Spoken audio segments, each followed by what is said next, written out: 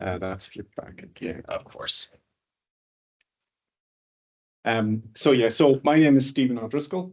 I work in Science Foundation Ireland, which is Ireland's national agency for investment in science, technology, engineering, and mathematics research. I work within a team within that organisation. So we have two main directorates when it comes to science funding: Science for the Economy and Science for Society. I work within the Science for Society directorate, and within that directorate, I work in the challenge team. So we manage our portfolio challenge-based funding initiatives. Like many national funders, we have a very broad portfolio of investment types, ranging everywhere from multi-institutional centres right down to individual research awards. The National Challenge Fund is supported by Ireland's National Recovery and Resilience Plan, which is in turn funded by the European Commission's National Recovery and Resilience Facility, or Recovery and Resilience Facility, I should say.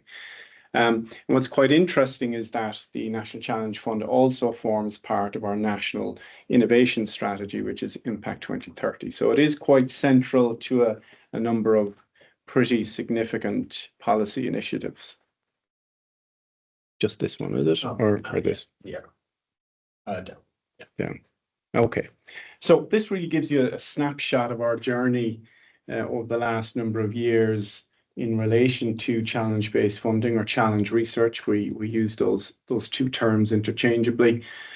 We created and launched our first challenge program in 2018. This was an open challenge. And since then, we've scaled quite rapidly over that intervening period. We have 11 challenges currently active, 8 of which are within the National Challenge Fund. And just over the last couple of weeks, we've launched 2 challenges. Our Sustainable Development Goals Challenge in partnership with Irish Aid and the Department of Foreign Affairs, and our Defence Organisation Innovation Challenge, which is in partnership with our Department of Defence and our Defence Forces. So we have quite a broad portfolio in terms of what we do within our challenge-based funding programs. But what I guess underpins them is a similar structure. So we have quite a structured approach. We're a relatively small organization. Our team is quite small. So scalability, operationalization has been really to the fore of our thinking in relation to challenge-based research. Some of you may be familiar with an organization called Nesta or ChallengeWorks here in the UK. ChallengeWorks spends a lot of time understanding the types of challenges it needs to work on, the design, the appropriateness, and so forth. What's maybe a little bit different to our approach is as a national agency, we can actually only invest and fund academic researchers. So what we're trying to do as part of these programs is create the right circumstances to allow academic researchers to work with societal stakeholders and to do so in a very effective way. So I thought it would be useful to start at the end because many of you will be looking at challenges. There will be, no doubt, case studies. And sometimes it can be a little bit difficult to actually see what this type of initiative can achieve. So if you look on the left-hand side there, you'll see a very high-level timeline for our Zero Emissions Challenge, which we launched in 2019. So the way our structure works is that teams go through a number of stage gates, a number of phases in which they have graduated access to funding based on their performance. So it is a competitive process in that sense. And for this particular challenge, the initial part was a year long. So for the first 3 months, teams enter what's called the concept phase. Then for the remaining 9 months, they are in the seed phase. And then at the end, an overall winner is chosen.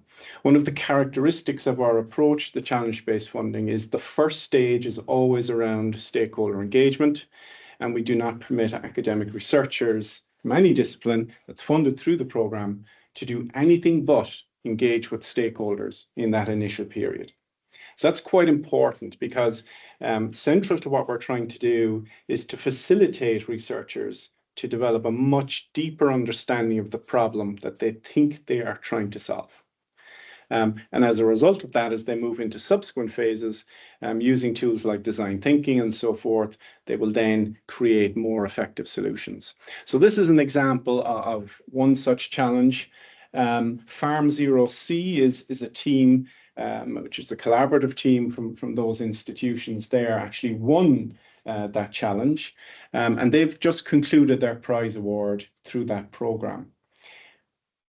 We've seen over the last day and a half some very interesting concepts around how resources can be mobilized, but maybe we haven't seen the outcomes of those mobilization efforts.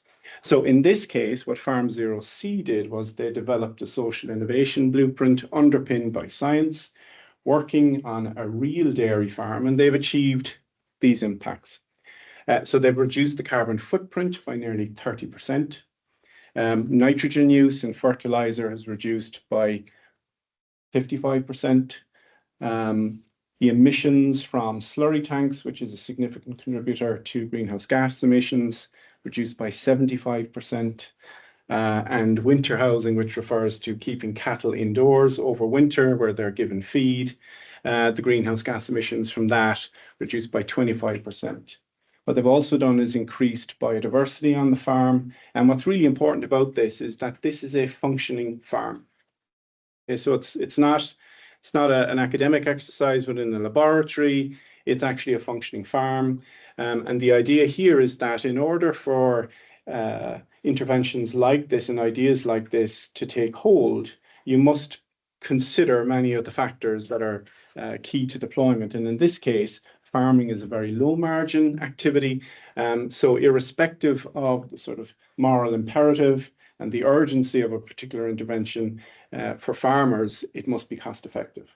It cannot affect their profit margins. So this has been done. So this team is now working with these partners to try and scale this to really their target is quite a large number of farms in Ireland. So that will be very interesting to follow over the next couple of years. But this is what's possible. That isn't often highlighted. So the National Challenge Fund comprises 8 separate challenges. They were launched in 3 rounds. 5 of those challenges are aligned to the green transition. Some of those relate to emissions, and the remaining 3 are around digital transformation. So it's quite a broad scope. And what I'm going to do is just really talk through some of the things that we've done in order to enable this to happen. Just to give you a snapshot again, what's achievable. So the program launched in August of 2022, and it actually closed for applications in February 2023. And we deployed €22 million to 96 teams to start this process. So we have 96 multidisciplinary teams working on very different projects aligned to those 8 challenges. Some of the things that are important in order to develop momentum behind some of these missions is to create a process that allows those researchers to engage with stakeholders meaningfully. So researchers work with over 80 different types of organizations as they go through this program. We have a large number of our universities and technical universities participating. Part of that process of engaging with stakeholders at the outset to understand the problems people are trying to solve has resulted in these teams engaging with over 4,500 stakeholders nationally and internationally, including 41 government department connections. And reflecting what we heard today, we've also trained over 250 of those researchers in areas like theory of change, design thinking, evidence-based entrepreneurship and communications. So we're skilling up those teams with frameworks, approaches, mindsets to be able to move their projects forward in a meaningful way to deliver impact. So in the vein of thinking like a mission manager, first message I would say is be ambitious, optimistic, but realistic and be focused on impact. Okay. This came up yesterday, this idea of what is it you're trying to do and who you're doing it for. This is something of a mantra for me. It's who do you serve? This is a cartoon taken from a really wonderful series called Talking to Humans. And it really highlights one of the challenges in particular in working with science, engineering, and mathematics research. And that is that engagement with societal stakeholders to understand what their needs are. It sums it up really well. Guy walks into a lab, people are very busy, and asks the question, you know, who are you doing this for? Who do you serve? And the response is talk to people. Why do we have to talk to people about the solutions we're expecting them to use? So this is something that's very often overlooked, but it is hugely important, and it's particularly important when you're looking at applied disciplines. And of course, one of the things that we're trying to do as part of this program is to encourage different disciplines to work together. And that was something that came up again this morning. And that is actually quite difficult. People speak fundamentally different languages. They have different interpretations of different things. So that's a challenge in and of itself. Our particular brand of challenge-based funding or challenge research is summed up pretty much here. So it's a solution-focused approach that directs research activities at very specific problems. This diagram here sort of shows the way that we envisage this taking place. So at the core of all activities is stakeholder engagement, to understand what the problem is and to see how a solution can be developed in partnership with stakeholders. That's done through encouraging engaged or transdisciplinary research activities. We wrap that up in terms of providing skills development and training to research teams, and a lot of mentoring from people such as myself and my colleagues in the challenge research team. A lot of speed. Teams are expected to work very, very quickly through those stage gates. That can be problematic and challenging, but it can also yield very, very significant results. And of course, the raison d'etre is to deliver impact. Just in terms of how we manage that at a sort of a top level, we're always thinking about a portfolio. So if we take all the challenges together, so in those rounds, we launched the challenges within that period I mentioned at different times. We staggered it, but overall we had over 200 applications from teams. We currently have 96 teams across all the challenges in what we call the seed phase. So we've moved into the seed phase. There is now going to be an attrition point at which a smaller number of those teams will progress into what we call the grow phase. They will get a very significant injection of cash to support ramping up of their efforts. And then we'll move into the final stage, which is the prize, which is through another attrition phase where we will select one team for each of the challenges as the overall winner. One interesting characteristic of what SFI does is because Ireland is such a small country, unlike here in the UK where you have colleges of reviewers for various funding agencies, we can only use external experts as our reviewers. So we have quite an extensive international network that we bring in to review teams in programs like this. And each of those dashed lines corresponds to a review stage. So each of those stages is adjudicated by panels of international experts which assess the work, assess the quality, and assess its impact potential. So there's a very robust process that sits behind this as well. And that's complemented then as well by the training that we provide. These are the sorts at the bottom there. These are the sorts of metrics or outputs we're expecting. And we're basically bringing teams through a series of fits. We're going from team problem fit, problem solution fit, solution, market fit, and then outward. Yeah. Is there a reason why the process is arranged in 2 years? Is there evidence that a 2-year time period is effective for those for such type of funds? Yeah. Because it's always looking how you're gonna arrange those Yeah. subsidies points. Yeah, no, look, so the structure, this program is a little bit different to others that we run in the sense that the concept and seed phase in this program is 18 months, and we were conscious that we want to bring more teams together from different disciplines. Typically, our programs run in this concept and seed phase for just 12 months, so it's slightly elongated. We also don't have a grow phase in some of our other programs. So overall, this is longer than our other programs to date. But I guess to answer your question directly, we think it's important to focus activities. Our experience of running different types of grants suggests that this is a doable but yet ambitious timescale to give people.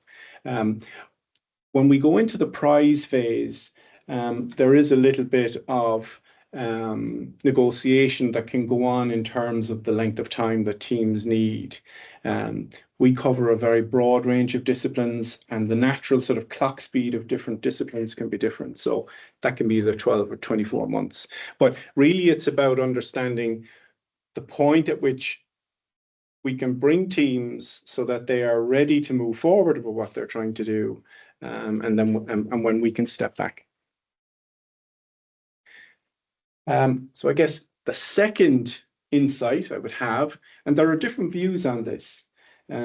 So there's the DARPA view where, for example, you bring in a rock star program manager and they can work with teams and they can create great things. But from our perspective, as a small organization, it's a process that's really, really powerful. And for us, this process and building it in the organization that we are has been quite challenging, but in a good way. So I would say build an agile, robust process to manage the progression from uncertainty to risk. And appreciate that not everything will succeed. And I have succeed in quotes there because there are unintended consequences always of the things you're trying to do, which can actually correspond to some successes as well. So this is very much looking at things from a portfolio perspective. This was a point that was highlighted in the case study. ECOPO was very interested in this sort of tension or complementarity of top-down, bottom-up thinking. So when we set challenges, that is a top-down process. So under the National Challenge Fund, each of the challenges has a statement which is really intended to motivate and direct research teams at a particular issue. And really where that statement comes from is a review of things like national strategies, policies, engagement with certain stakeholders, bit of horizon scanning, strategic foresight. And then as a funder, we come up with that North Star, so to speak, that direction to send teams. So this is one particular example of our Sustainable Communities Challenge under the National Challenge Fund. And this is the statement we used in that call to motivate and set the direction for teams. So that's the top-down bit. But in keeping with our approach of accepting that not everything about a problem is known, and so you need to have some level of adaptiveness in your process. The purpose of providing teams with training and things like theory of change, design thinking, and so forth is to enable them to search through engagement with stakeholders to understand what the actual issues are. This is one such team. It's the Pure Text team, and they're looking at basically developing a chemical process that will allow fabrics to be recycled into higher value products. And as they're working through the concept and seed phase, they are figuring out the stakeholders they need to engage with. They're figuring out how to demonstrate value effectively so that they can get additional buy-in for what they're trying to do. What's interesting about this team is it is made up actually of team members who have won a previous challenge that we ran. And that was our plastics challenge. And members of this team actually created the world's first compostable Petri dish. And they're developing a much broader portfolio of compostable products. But this is quite significant, even made more so significant by the fact that they're using a waste material from the brewing industry to do it. So it's a very nice example of setting a defined timelining and recruiting ambitious teams through an ambitious process to deliver impact over a relatively short period of time.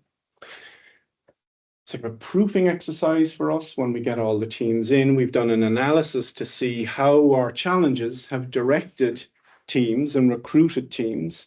And closing the loop is for us to go back to government strategies that we would have looked at to ensure and to inform the design of the challenges to see if teams are actually aligned to those in terms of what they're proposing to do. And this is what one such analysis looks like.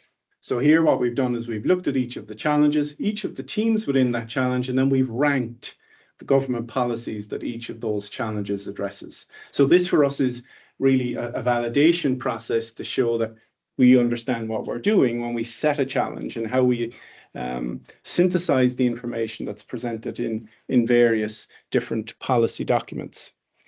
This is really important because you have to think about how you engage with your stakeholders, how you demonstrate relevance in terms of things that are important for them. And through doing that and accelerating impact through the programs that you develop, you highlight value to them for doing it in the first place. And that's it from me. Love to take questions. If you're thinking of developing your own challenges, your own initiatives of this kind, happy to speak to you. A quick one. You mentioned that there was you deal with the science and there's another team that deals with the economic side. Yeah. Are they of a similar size and the funding pot is of a similar size, or are they different? Yeah, so in our team, so we run challenges for our organization. The Science for Economy Directorate is responsible for our largest program, which is our SFI Research Centres program, and their other programs, they have different programs as well that are broadly aligned to engagement with industry and enterprise and so forth. Our side of the house then looks after challenges. It also looks after individual awards, education, public engagement and outreach and so forth. So broadly speaking, budgets are roughly the same, but how they're distributed internally is within each program is different. Scaling and making good initiatives that fit to a challenge, sustainable. Talked a little bit to it around the farm example. But what's your role then as the funder? Like, how do you make sure that once you have a good proof there, does it go over to another agency that takes this on, or how is it then? Yeah, it's good. It's a good question. So, so if anyone is familiar with how the more traditional approach to research funding works, it looks pretty much like teams write applications for funding, they submit them, those are reviewed, you get your award, and then maybe you go away for 2 years and do your research. So the plan is in the application. This approach is very different because while we do expect teams to submit an application, because of the nature of the process, their idea may change very rapidly throughout. So there's a combination of the process supporting them to change, the stage gates in which we review their progress, but there's also an interaction with program managers to ensure that teams are working generally in the right direction. So we build up quite a good picture of what teams are doing, what they need. And in our role, what we are doing as teams are moving through the process is we start to connect them to agencies outside of ours, where there may be complementarity in terms of helping them to move forward. So our idea is we provide a significant injection of research funding and support, and we're going through this portfolio management process to set up very competitive teams. But you'll have seen in my, let's bring us back. You'll see there that there are exits. So this relates a little bit to what I said is, be careful how you define success and expect success to come in different ways. you know, just because a team doesn't progress from one stage to another in our process doesn't mean that they wouldn't be competitive in another. So we're working with other stakeholders, making them aware of what teams are doing to maximize the impact of the work that we've invested to that point. So for example, many of the teams, like quite a strong number, I won't say many, sorry, quite a strong number of the teams that we have supported in previous challenges who have been finalists, who haven't won the prize award, have actually gone on to get significant funding from other agencies, both within and outside Ireland. So really it's about managing uncertainty and risk and helping those teams. So we exercise our network, we pull in different stakeholders, we make them aware of what's going on, what the potential for impact is, what the opportunity is, and we make connections with those teams where we can.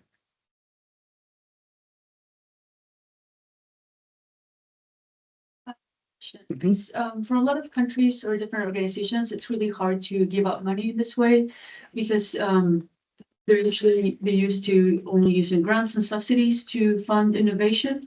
So how are you? I guess it's also because I just don't know much about SFI, but how are you working around those constraints?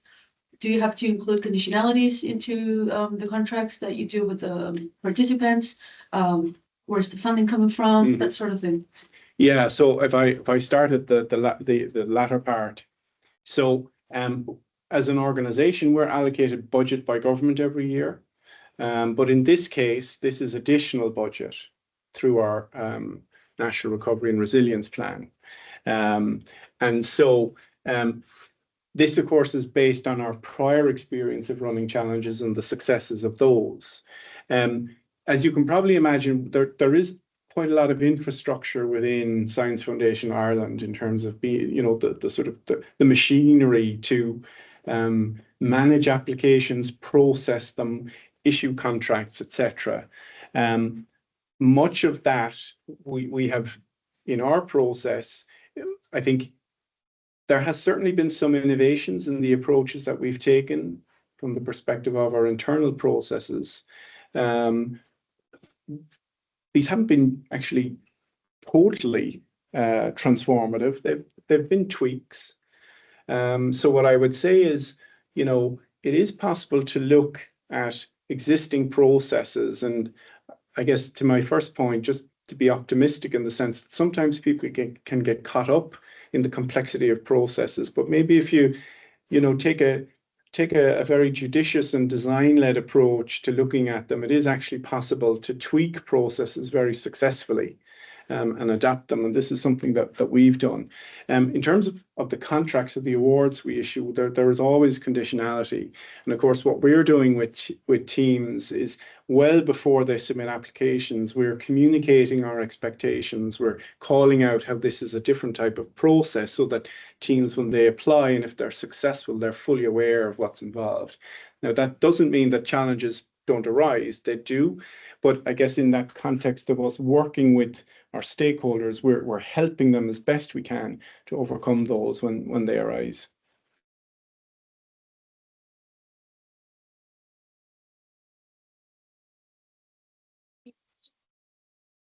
A few times, and I was wondering, I guess, like what makes a really good program manager and what influence does that have on the program, and how do you recruit and train program managers to deliver this effectively? Yeah, it's a really good question. And I guess, so I can answer that in a couple of different ways. So the typical profile of a program manager, which is quite a generic term in our organization, is someone who has, and it relates to the nature of our organization. Typically, they come from a science, technology, engineering background. Typically, they have a PhD, so they're quite progressed in their careers in that sense, but that doesn't necessarily always have to hold. So they have quite a lot of technical understanding. They have a lot of understanding of the scientific process and the business of science, technology and engineering. But I think in terms of this type of program, there's also a need to be able to motivate teams, to understand where they're coming from, to build empathy in terms of their journey, what they're trying to achieve, where they're coming from to achieve that. We provide training, on the job training to team members. you know, it's challenging. This is a slightly different mindset. We're very much focused on effectual learning. You know, we have a certain amount of information now. We need to get somewhere else, so we need to use what we have in the best way that we can. And of course, there's a very, I guess, very important component is the ability to engage and interact with people, because these teams are working very hard as they go through this process. So what we're trying to do is constantly support them. So I would say technical knowledge, interest in innovation, interest in helping people are the main ones. Pollination encouraged within teams, and how have you seen that happen positively, whether it's strategically or organically? Yeah, very, very interesting question. And so an element, so I'll take a step back for a moment. So this is the process that we have used over a number of years, and we found it to be a very successful process, given certain constraints that are largely operational. We have different models of challenge that we're looking at, and we're sort of looking at different applications, looking in the future, how might we apply this particular model? And that concept of cross-pollination is one that we are thinking about in terms of future challenges. So that's looking at cross-pollination in terms of the design of the program, that's sort of work in progress. What we're seeing in these particular programs, so it's each team is effectively competing with one another for a place in the next phase. But notwithstanding that, we do a couple of things. So when we provide training to teams, we do it in a cohort. So we bring all the teams together in a shared learning process where they meet one another, they can engage with one another. And what we found is teams actually work with one another sometimes, even though they are competing. We have a couple of examples where teams have, for example, provided technical support to another team working in a challenge. So those sorts of things we see. But as I said, we'd like to explore different challenge formats to see how we could really maximize the opportunities that would come from cross-pollination of different teams. We also bring together different disciplines and teams. So one of the characteristics of our programs is that a team is led by 3 people. 2 of them come from academia, so they're researchers. Our preference is that they are from different disciplines. Under this program, we've pushed our legal remit a little bit in terms of how we facilitate that. So we have researchers from a STEM background working with researchers from AHSS, Arts, Humanities and Social Sciences, if you're not an abbreviation head like me. And interestingly, the 3rd member of the team comes from outside academia, and we refer to them as a societal impact champion. So that is someone who comes from the sector that the team have an idea to address an issue in. And their role is really, we see them as leaders in the team. Their role is one of advocacy, connecting the team to people who they need to speak with, and also bringing the team up to speed with some of the orthodoxies, norms that might be expected in a sector that maybe a team who are working in academia may not understand or be aware of. So as teams go through this process, we encourage them to grow, which is very different to more traditional research funding programs where everything is put into the application at the start. The biggest, the team that you will possibly need. So in our approach, you start off with a small team, and then you build a team based on the expertise you need as you learn more about the problem you're trying to solve. And then that engagement with program managers allows us to apply a very agile management process in terms of supporting the teams to do that.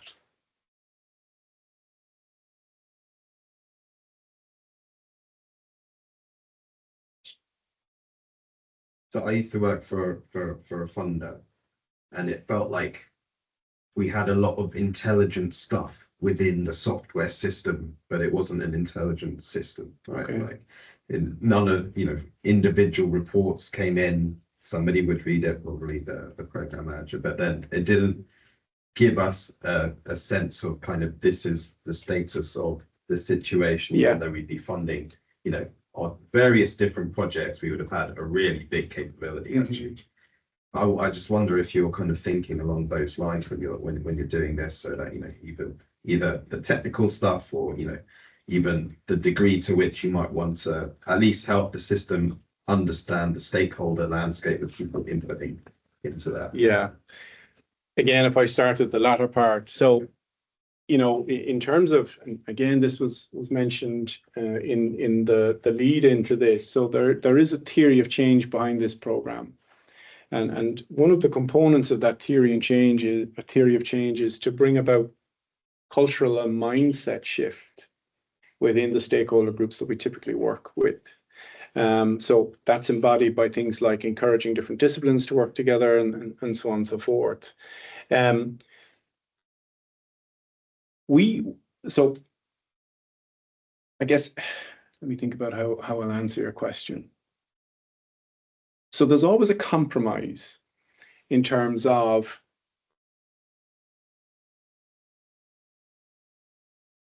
working with experts or the academic researchers who understand their fields incredibly well and being seen to overmanage that process.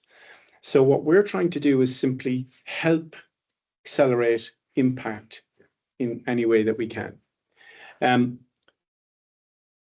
The review processes that we use give us a very good insight into where teams are at. So typically what happens when you submit an application to a funder or when you do reports is they tend to be written reports. Each of the stages after the application review, which is a written application, each of the review stages actually involves an interview with a panel of international experts. So we get insight on the dynamic of the team, as well as what they've done and their plans in the future. So we start to get a very good sense of the two really important components, and that is the people and what they're actually trying to achieve. In addition to that, the next layer is what the program managers do. So as the teams are working through their projects, we work closely with them. So we typically have a call when teams are in their concept phase. We typically have a touch base, catch up, progress reviews, probably a little bit too strong a term, with teams every 4 to 5 weeks. Okay, so it's quite granular. And as they move into the seed phase, that drops off a little bit. Because at this point in the portfolio, and if you look at the concept phase, we're moving from uncertainty to risk. So that's where we're trying to go. So this is highly uncertain. So we work with the teams very closely. And as we move through these subsequent stages, we're now into risk management. So that requires us to change our focus a little bit with the teams. So I don't know if that's answered your question. So we as a team are building a lot of knowledge around some of the factors. Yeah. And that is being translated back into the broader organization as well.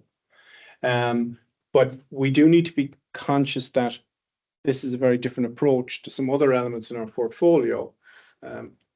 And we just need to be conscious of that all the time.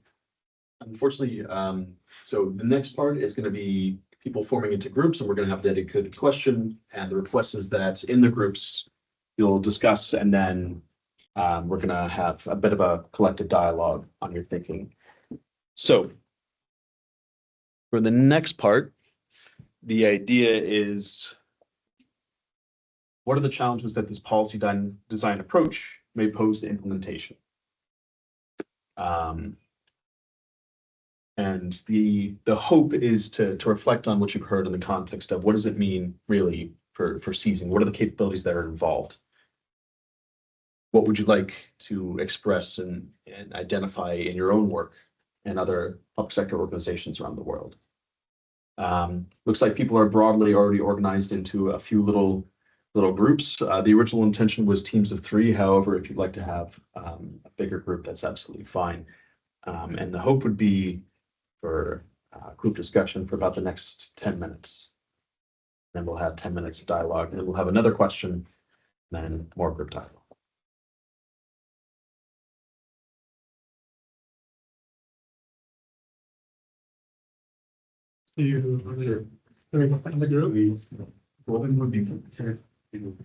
Oh, yeah. I think it's a really, that's. What is the time? I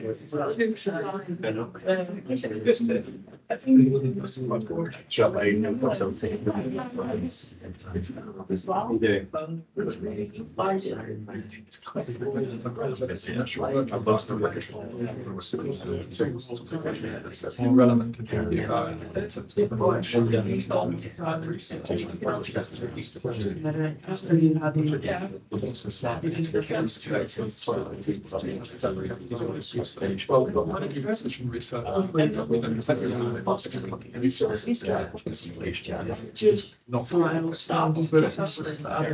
How come? Even though my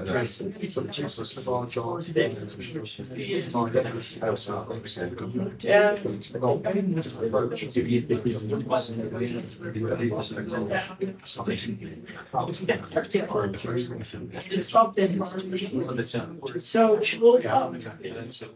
if I can make it. I think most people are just.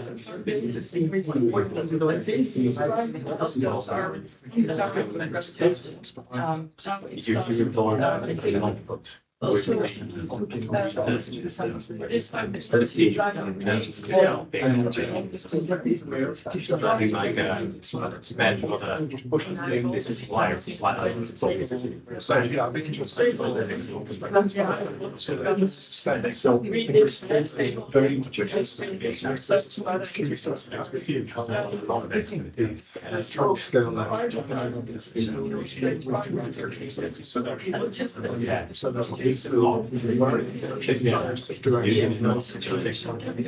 That's one of the main challenges.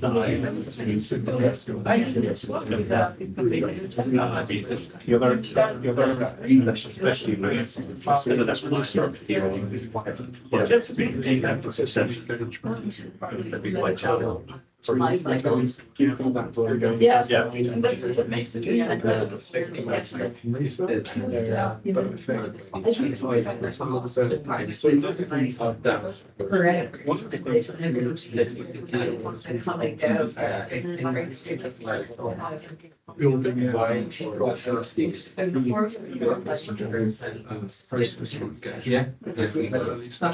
Yeah, we're learning.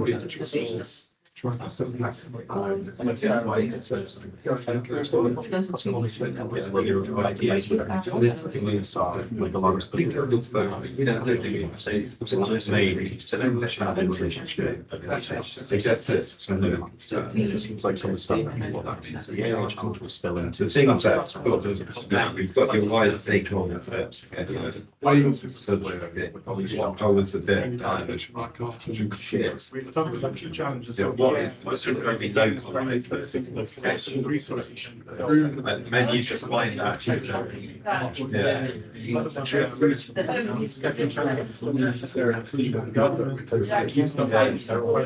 Yeah, that's the thing. One of the biggest ones that's mine is the conceptual issue. How are you in what's It's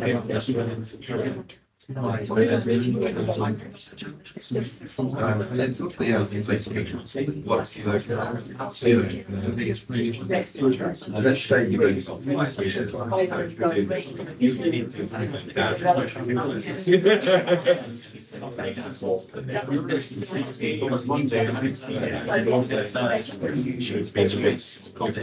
and either like I guess with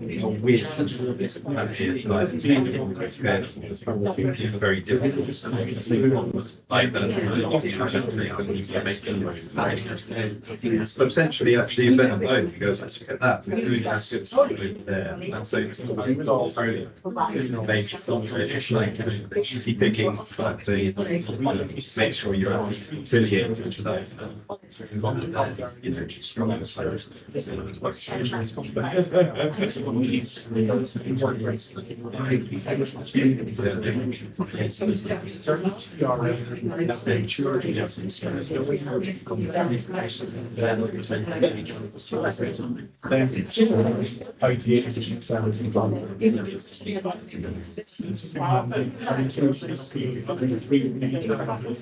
The whole government.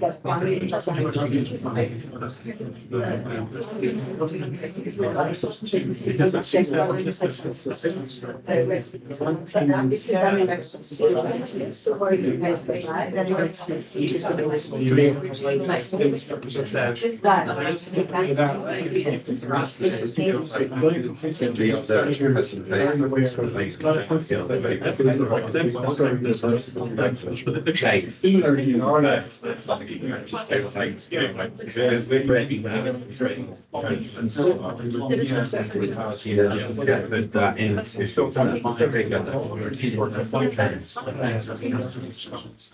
Put that into issues are raised by participants, and then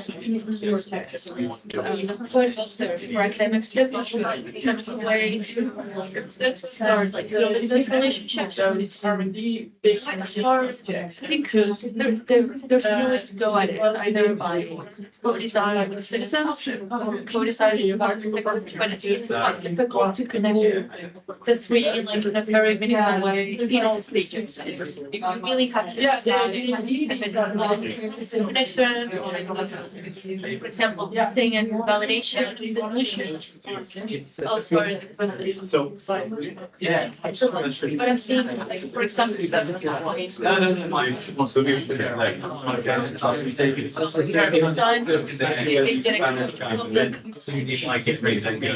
citizens to raise issues.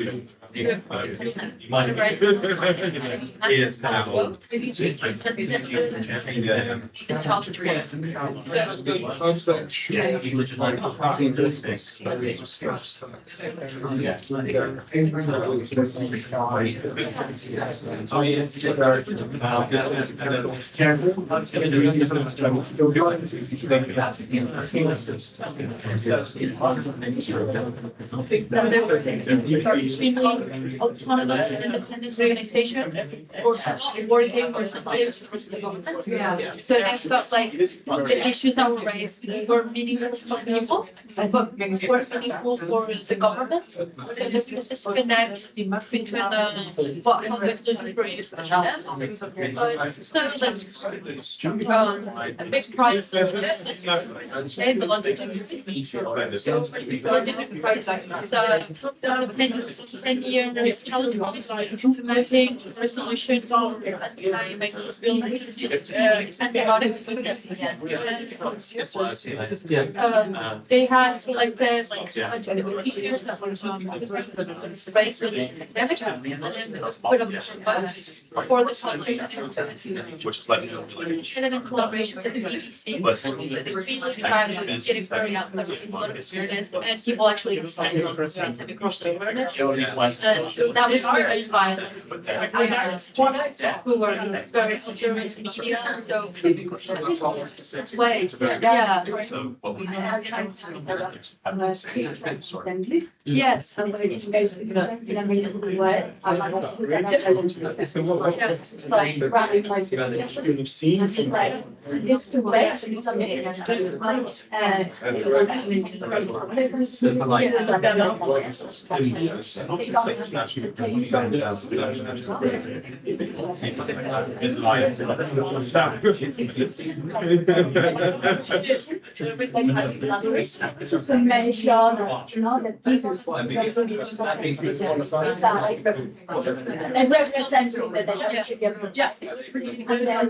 have seen from abroad perspective. So it was intense. So that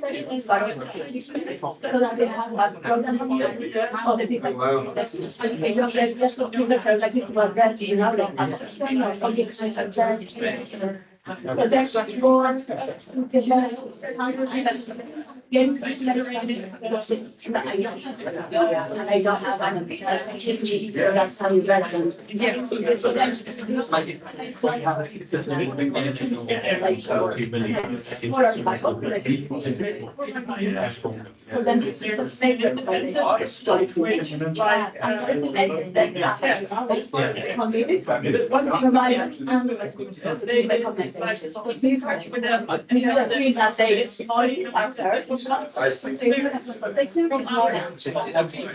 That's right.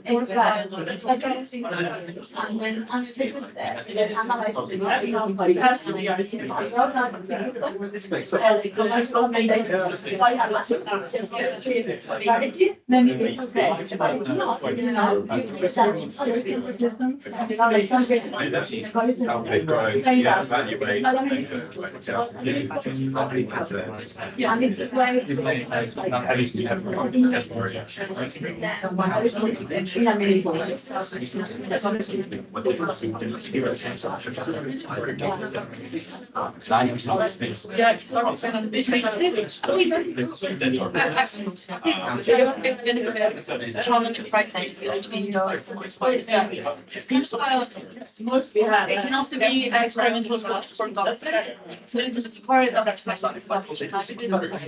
the year with just a percentage it usually spent on grants. You can try out like a totally new experimental approach. That's not just for trying out, like you actually get I think it's like a good possible yeah, like creating these different dialogues, and you can try one with citizens, not with other citizens, see how they perform in the end.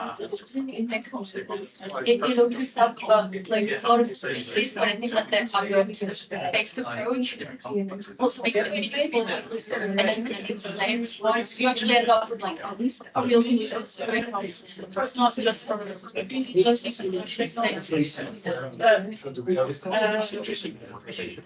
really the setting it societal. Yeah.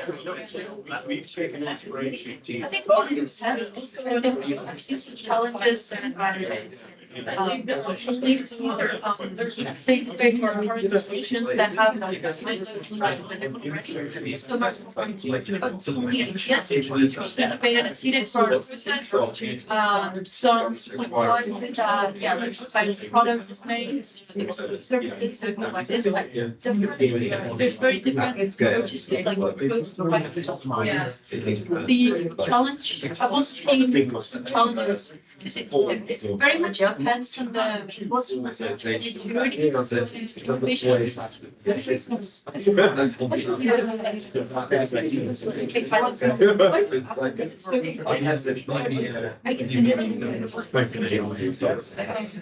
need way more incentives. It's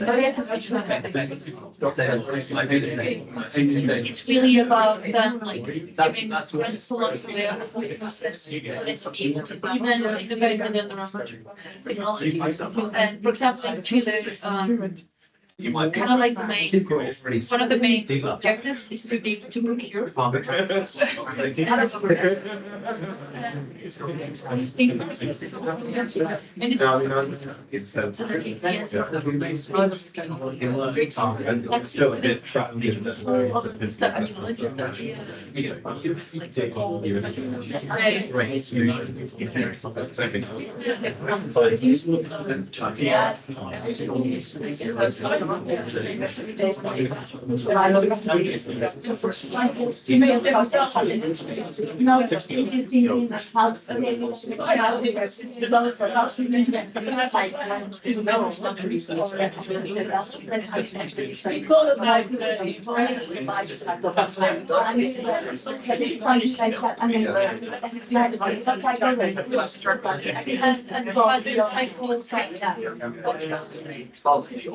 I think that even the rely on grants kind of creates an environment where companies can only rely on grants. They have very little incentives for actually creating a market.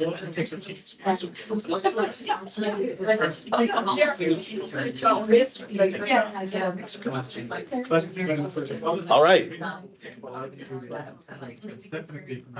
are y'all doing? Yeah. Oh, no worries. So, what do y'all think? What y'all discuss? Many things. I think one of the things is that it is a really nice example of a really impactful farm. So it's really that's just one of the things to start with, I think. So to learn a lot from, yeah, Oh, wonderful. Yeah. also challenges, but I think we talked a little bit about, because you had mapped across all the policies that were like informing the funding or that like matched against what was being invested in. And we were kind of talking about the challenge of then like at the end of the funding, what is the, I guess, like flow of information the other way? So that how does the innovation inform policy and therefore make it easier for those ideas to scale and be invested in more widely or change the industry standard? Yeah, that's a really, really good point. Really, really good. So in Ireland, interestingly, Science Foundation Ireland used to be a department within our department in government that was responsible for enterprise. But we moved into a new department which is focused on further higher education, research, innovation, and science. And within that department, there's a new unit has been set up, which is really focused on policy and how research science can be used to inform policy. And it's focusing on enhancing that engagement between policymakers and researchers.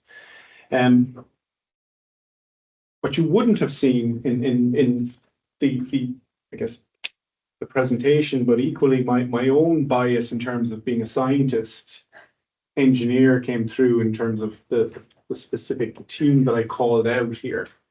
But we do have teams that are working in some very interesting areas where there is only impact potential in the sphere of policy.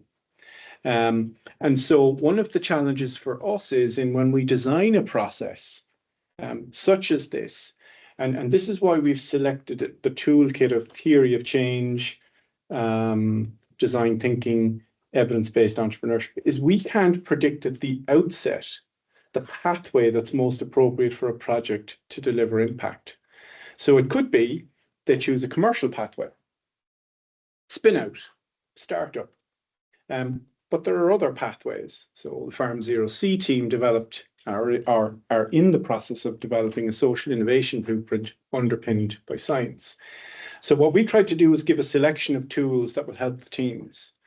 That engagement with policymakers is something that we are seeing in some of our teams as they're working through their particular projects. So for example, and again, it's great to see the examples that were shown in the previous presentation around design. So we have a couple of teams working on projects very similar to what were shown earlier. So we have a team working, for example, they're using Minecraft to engage children to design the urban environment. We have a team that is looking at places, and it's sort of at the interface of natural capital assessment and making much broader inferences in relation to societal well-being. So what this team is doing is they're looking at, well, let's say we put a park in here, we can conduct a natural capital assessment on that. But what if we link it to an index like a health index? Now, how do we assess the impact of that investment in that park? So very cross multidisciplinary. And so we're constantly challenged in the sense that the teams have multiple impact pathways. And we're trying to help them through various engagements with government, to find the most appropriate route for them. So you really need to rethink the approaches you're taking, but we have a huge selection of teams going through the program. Thanks. One thing we discussed as well is what I think is figured out very well in Ireland. What's maybe more of a challenge in our context is that to do that, to implement this model, you introduced your department or you as a funder organization need to be very networked organization across government or across not only government at different levels, but public sector, let's call it that way. That also needs to be an institutionalized network somehow to be able to make the projects move it along. And a way to, and there's maybe a slight question with that also, to keep that engaged, because we talked about engaging this network and keep it also up to work on this and have access to it, basically. So that's something that's always strikes me in Ireland. I've one study, another case study there, so that's fine. That is something that's through, well, countries that have a much more siloed approach. It's not easy to. Yeah. And just to be clear, I mean, there are silos in Ireland too. And clearly what I've done is created such an incredible presentation. You think we're all, this is the nature of multi-stakeholder systems. I mean, what we're trying to do is to connect as many people as possible, because our perspective is if we can make this work, then it's to everyone's benefit. I mean, we're very privileged to be the facilitators on this particular occasion because we have that expertise. We have the infrastructure and we have the expertise in the approach, challenge-based funding. So I wouldn't under or overestimate what's needed. Okay. In the spirit of the forum, I'm a great believer in experimenting. It's good to talk through things and deliberate, but it's also really important to actually go out and try and do something and experiment, because then you have the data by which you can start to optimize and move forward. So we explored similar themes in the group, but maybe had a slightly more pessimistic view on things. And really just in looking at the approach in the context of the political landscape, we talked about silos, but we also talked about, things like where does the challenge come from? Who defines the challenge? How do we even communicate concepts like risk and uncertainty to policy or to politicians who want answers now and they want to be seen to be getting things done? So where's the appetite for that for the long term? This felt like a very long term, 2 years. If I'm from the UAE government and we're considering, implementing similar challenge program there. But for me to go practically to a minister and say, let's start something off now, and in 2 years, maybe something will come out. I mean, that would be blasphemy, I think. So we talked a lot about, those, and we also touched on the issue of silos as well. But it's really, I think, positioning this well within the political context is something that came up a lot. Yeah, there's some big questions, big ideas in there. I mentioned different disciplines of different clock speeds. And one of the challenges is that, we see such radical advancement of technologies in areas like AI, for example, that, every day when you open the newspaper, something new or something fantastic has happened. One of the challenges is that a lot of the perception around that is that all of this started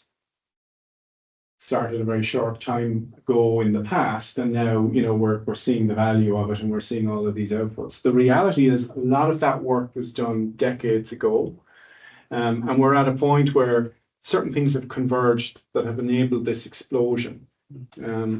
So to your point around timescale, so you have to have this conversation around you need to invest.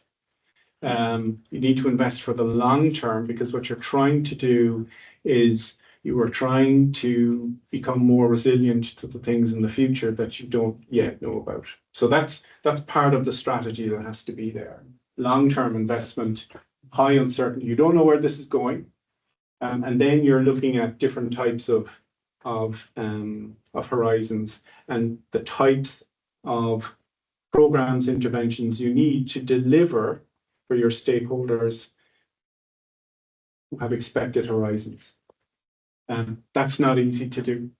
And of course, in this, while it presents a nice story, and it's intended to, and it's something that, you know, we're very proud of in terms of how it's working. What I keep saying to people is that this is the start, not the end. So we're learning as we're going along. So our view is long-term. We're using this to learn more about what we can do in the future, just as this is the result of what we have done in the past. And it's really about educating people to the importance of laying that groundwork, but then experimenting with things like this to deliver impact. Just on the time frame thing, a very interesting example. So a lot of the conversations here, you know, Mariana Mazzucato's work on the moonshot, you know, and everyone looks at, you know, the moon mission and so forth. What sometimes can get lost in that conversation is that that was a complicated engineering problem. It was not a complex problem. Okay, so in complicated problems like that, in particular around engineering problems, if you inject resources, they can actually make significant progression towards achieving an outcome over a defined period of time. But for complex problems, that isn't necessarily the case. So there was a great example in the US, and I may have this a little bit mixed up, but I think it was Nixon decided he was going to launch a challenge, something similar to the moonshot mission, but it was around cancer. He put a lot of money into this, and it didn't produce anything of note. And it was only until years later that there was a different perspective taken on how to look at cancer, and that was as a complex system interrelated to the environment and so forth. And that really now has become the model that's used. And that was a great example of something that isn't just a big engineering problem, but is actually a complex problem where we have a disease that, you know, is this complex interaction of us and our environment. So these are really difficult challenges. They're not going to get solved quickly, you know. There's sorry. No, go on. There's a very famous book by a scholar called Richard Nelson, who's one of the big foundational scholars in innovation policy and the economics of innovation. Actually founded the initial conference, which effectively restarted the national conversation in the US on how do we pay attention to invention from a national level? What does that mean after World War II? He wrote a book called The Moon in the Ghetto, where he asked effectively this question saying, well, despite the terrible title, why were we able to go to the moon while social housing and inequality is so robust to technical solutions? And it lays along this divide quite clearly. There's a foundational difference between a problem that can be spliced and identified and subdivided into clear, discernible, divisible among teams, technical concerns, and problems for which the even knowledge about what kind of a problem it is can't be aggregated in the same way as, for instance, just looking into an engineering textbook. So where we are now is a little bit over time, which is my fault. The idea would be to have another group discussion, but given the fact that we only have about 15 more minutes, what we can do is spend the next 10 having a little bit more of just a group discussion instead of small group discussion on our next concern. So what would you do to navigate the issues that were brought up from your great contributions around the problems of implementation? How would you navigate them? And what do you think would be the key to success? I think just going back to the point about politics, it's more about creating maybe arm's length organizations, which aren't necessarily, directly accountable to a minister. Where we're talking HMRC, for example, you're not going to be located in HMRC, you create an organization, could be the policy lab, for example, but like not, so every department has a policy lab. There's one department which is at arm's length and isn't necessarily at the, the mercy of political headwinds, whatever way they burn it. So maybe that could be a way of just countering that. And I know that's already done. But I'm sure there's different ways of doing that for different ranges of success as well. Oh, interesting. In my view, I think I'm maybe going back to the first question. I think we should be able to design mechanisms to combine different types of knowledge. I mean, engaging researchers with social actors, but also with citizens that we are designing the solutions for. So, and to what extent? I mean, we are not used to working like that. I mean, academia is not used to working with practitioners, and we forget about citizens and designing our solutions to complex challenges. So, if we want to generate new ideas maybe will come from a combination of different types of knowledge, and which is not linear, which needs time, it takes time, and maybe also requires to rethink how we invest this type of processes. So, and then like incorporating policymakers into this, that work with totally different processes and inertia that has to do with political cycles for years. I mean, so it's quite a big challenge there. So I would like to know your opinion on that. I mean, so how do you believe to what extent it's important to engage social actors, but also other type of, I don't know, like citizens or different type of knowledge? That's a really important question, and it's very timely as well. So what's interesting, and this will throw a whole new perspective on things. So Science Foundation Ireland is actually being wound down as a funding agency, and a new funding agency is being created through the amalgamation of Science Foundation Ireland and another funder in Ireland, the Irish Research Council. What that will do is it will give that new agency a much broader remit in terms of the disciplines that it can fund. So as I said, we're working at the boundaries very much. So bringing in societal stakeholders, getting them to work with teams, and as part of teams. What's interesting is as you look across disciplines, different disciplines actually engage with societal stakeholders differently. So traditionally, the sciences, and when I say that sciences, I mean, biology, physics, chemistry, and so forth, they generally don't engage with societal stakeholders, but as you move to different disciplines, they do. What is common is how they engage. So even though they are engaging, they're engaging for a very specific purpose. So part of what we're trying to do is to shift the focus of the purpose of that engagement towards outcomes and impact. So it's not working with people to understand, perspectives from a research point of view, but actually to engage with them to create solutions, to apply their expertise to develop solutions to problems. So it isn't easy. We've seen this firsthand. We see, when we, our organization, like many organizations, I think has lots of acronyms. We have so many acronyms for things, it's unbelievable. And that's sort of a proxy for some of these real challenges, even in language. So the meaning of something to me is completely different to someone from sort of sciences background. So there are very pragmatic things around understanding one another's perspectives, the language, the motivations, then to building processes that can help those teams work together in a fruitful way. A lot of debate at the moment around interdisciplinarity. Really big philosophical questions around interdisciplinarity. When was the last time you ever heard of a discipline disappearing? A discipline being created? All of these are part of the interdisciplinarity conversation. How are they engaging with one another?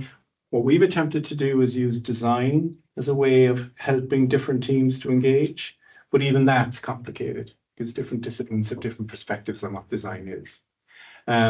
So look, as I said, this is the start, not the finish. We're constantly learning in terms of what we're doing as program developers.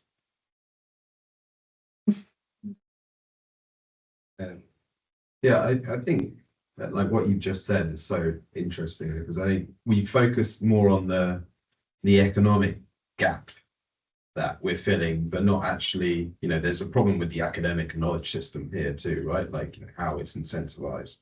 And I think it's really important. I mean, going back to the kind of political point is talked a little bit about having those quick wins in your portfolio. It's almost like if you've got a funnel going out that way, maybe you actually start with that bit before you go into the next cycle of that to go, we know enough here. These are great initiatives. Let's go. And then, you know, that gives you the kind of political capital to do the longer term stuff maybe. But I also think for these types of kind of new institutions, which I was sort of talking about the software point earlier, but it's much broader than that. We need to kind of really embody a kind of fresh way of doing things, and you know, it feel very distinctive, which is why I love, I mean, this place and all the branding around IIPP, you know, all that stuff matters, right? Like yeah, just to create that kind of pull factor, that energy, that visibility and the buy-in to keep things going. Yeah. I think that something that's interesting about challenge prizes is that they seem like quite large, very big scale, because it's 200 teams, 2 years, but it's actually just a percentage of what's usually spent on grants in each country. So it's actually not that much money, and it's actually not that much time. And I think that they're a very good tool for experimenting within government, but having the assurance that you will obtain outcomes at the end. So it's different from other types of experimentation tools in government, because it's not just for its own sake, but it's also for like some grand societal challenge to solve.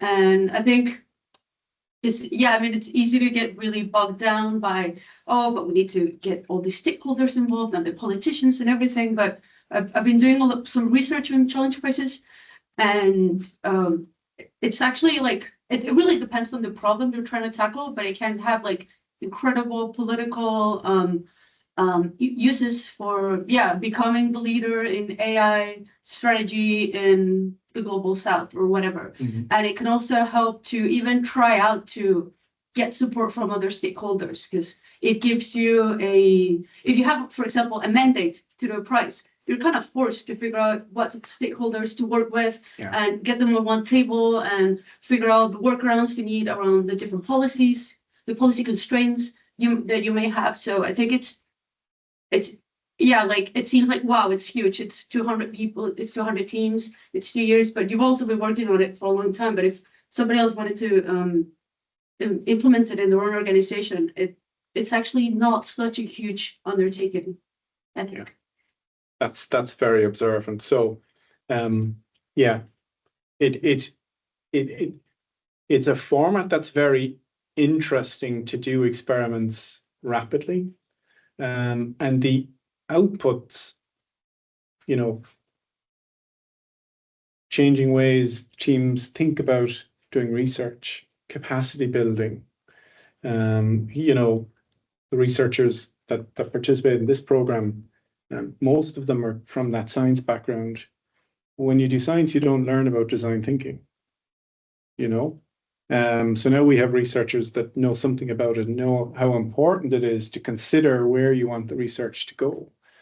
That's important from our perspective too, because if we fund something and a fundamental assumption has been made about how that can deliver impact, and we find out too late that that assumption is wrong, then, you know, that investment, while impactful in terms of things like training and so forth and capacity building, it may need to do a bit of a rethink in terms of where it thought it could go, and that could take a little bit more time, and that's fine too. But the acceleration, by having all of these things in place at the outset, it helps you to accelerate, helps you to deliver impact. And as I said at the end, it's important to bring the stakeholders along with you in terms of that journey. I mean, to your point around the economic impact, so, you know, so there is a lot of very strong evidence to show, if you look at economic indicators, there are, you know, corresponding increases in sort of social well-being and so on and so forth. But what's really interesting, and it's coming out of this particular program, is, well, you know, social value. this whole discipline of social return on investment. And what if we now bring that into the fold and we start measuring that? And how do we measure it? How do we set up the framework for a program like this so that we can capture that at the end and demonstrate this additional component of value? That's sort of the other part of the pie chart that's more difficult to measure, but is as important, you know. You guys were able to have some type of measurement of social return on investment for the whole fund, because in the Netherlands we were unable to do that after 4 years of having an equal fund. But because we couldn't give the evidence for the impact, the new government is just stripping the fund, the whole fund. We don't do anything about huge R&D projects anymore, because they want to put it in other. It's always something in the back of your mind. Always something in the back of your mind. I mean, we've spent quite a bit of time thinking about the theory of change for this program. We sort of have different approaches, and we're developing them. But there is sort of the impact framework around the program itself. But then there's the project level. Yes. And we're now beginning to think about how do we measure the impact of those two different things. And because of the timing, of course, time is somewhat against us because the process is ongoing. So that's leveraging a lot of the expertise that we have in terms of, okay, how do we do this and how do we do it quickly? You know.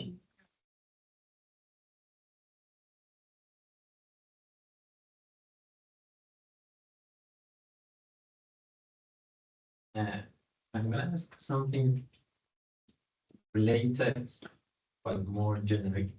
I'm focusing on credit guidance approach in the funding more bigger projects.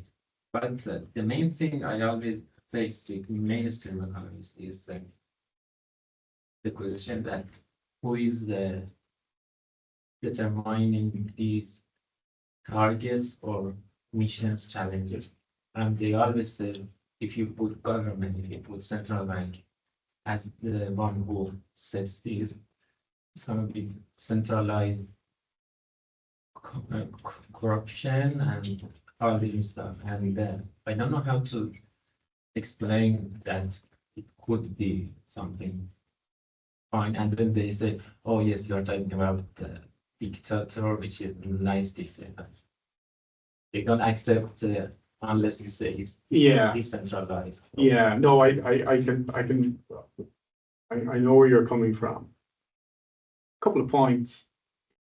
You're making an assumption somebody wants to set these objectives and targets.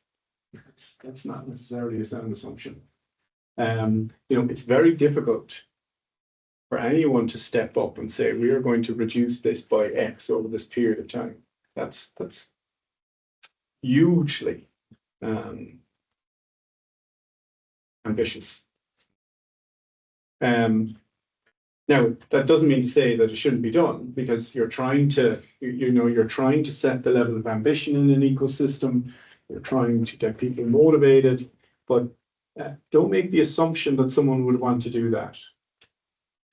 So then you're left with figuring out other strategies and tactics. And I think what's come through over the course of the last day and a half is that even setting those objectives is really difficult. It's not straightforward because it is so complex. Doing something over here will have maybe an unintended consequence over there. So this is really difficult to grapple.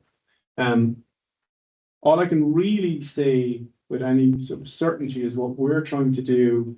I guess we're very conscious that in defining a challenge, if you set something that's too broad, the activity will be too diffuse. If you set something that is too narrow, you will have very few people able to respond. And it's at that point that if you get your definition wrong, everything goes wrong. So we're looking for a sweet spot in the middle, where, as we say, we're setting direction, but we're letting these amazing innovators, we're letting them have the space to innovate.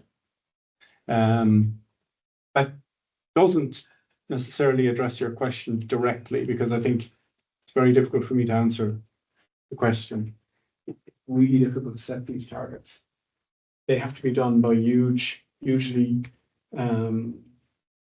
collaborative, consensus-based processes. As I said, you know, activities that lead to broad impact need to have a lot of people involved to define what the activities are. You know. Not so much, just a bunch of thoughts. I think one of the things that challenged me learning about these kind of challenge-driven approach to policymaking is a lot of them, when you learn about them as they are top-down, you assume that it's set at the top and then it trickles down. I think there's a really interesting tension when you consider how would it be done bottom-up or how is it done in the middle out. I'm of course I work in one of the policy labs in HMRC, so we work with policy teams. Okay. Policy teams, they don't have the agency to shape, or they don't have the license to go shape. It's very much they're asked to fix something, and it's very market fixing mode. I guess part of the remit of the policy lab is like, what is this all contributing to? But when that direction isn't set from the top, I think it's a really interesting bunch of challenges to take a process like this and see how you could embed it in a system which isn't really amenable to it. No really question and answer. Yeah. But I do think there's this really cool tension in such a where everyone's trying to work on the stable characteristics of policies. Yeah. And you kind of believe that sometimes there's opportunities for more agile types of policies. How do you take the principles of this and embed them into work and bring people along with you? Just really interesting. Yeah. It depends on lots of different things. I mean, we were just speaking. So, for example, in Ireland, there's a particular brand associated with SFI. You know, it's seen as a very progressive type of organization that is very innovative. So people who are naturally inclined to look at things in an innovative way will speak to us more naturally than others that maybe don't. Actually, a really nice example of that sort of tension is the challenge program that we run with our Department of Defence and Defence Forces. And this came about because our Defence Forces did an analysis of their future capabilities. And they wanted to engage with STEM community on helping them to understand how they can deliver on their capabilities and so forth. But also, importantly, and this is something that is very political, but in doing that, ensure that there is significant societal impact for Ireland. And unlike the challenges that we've defined for the National Challenge Fund, the challenges we define for that program are very different. So they're moving down that level of focus to being more narrow. And just to give you a really nice example of how, if you accept that you can define direction, you could be surprised by what you get. One of the challenges from our 2021 call was around enhancing the efficiency and effectiveness of helicopters in firefighting. Okay, so everyone thought, what is this about? So we engaged with the community and support, and we had people saying, I can't respond to this because I'm not an aeronautical engineer. So of course we're going in and we're saying, well, actually, do you need to be? And so interestingly, the winning team in that particular case was a team that has a lot of expertise in geospatial analysis and drone technology. So what they were able to do was to propose a solution in which helicopter pilots can work with drones and what they call a common operating picture. So it's a software system that these guys built to bring other emergency response agencies together and share information and intelligence more efficiently. And there were lots of other little problems they solved along the way, but they developed a prototype in 8 months for that particular challenge. And so while we set the direction, and we had mentioned things like helicopters, which appears very specific, the solution came from a very different place. In every country, there are regulations, for example, and this is to the point of short-term impact and how do you demonstrate things, and there are sometimes things come up that you don't anticipate. So every country in the world has regulations around how close drones can fly next to aircraft. So this team, after about 12 months, did a simulated exercise in the Dublin Mountains where they were using flares to simulate forest fires. And that was the first time drones flew within proximity of aircraft in Ireland, and they got special permission from our aviation authority to do it. So you have drones augmenting the information of pilots. So they were doing things like imaging systems and AI. They were finding people in the forest, notifying the fire services on the ground. They were looking at the fire line using AI to make a prediction on the fire line based on the conditions, the weather conditions, all of that being communicated to the pilot. Because the pilots themselves will argue they're like drivers. And as we worked with the team, it was really interesting. I mean, we tend to have this view that solutions are incredibly sophisticated. You know, like pilot puts on his helmet and it's, you know, augmented reality, and it's not. So, you know, all of this information was very, very valuable to the pilots.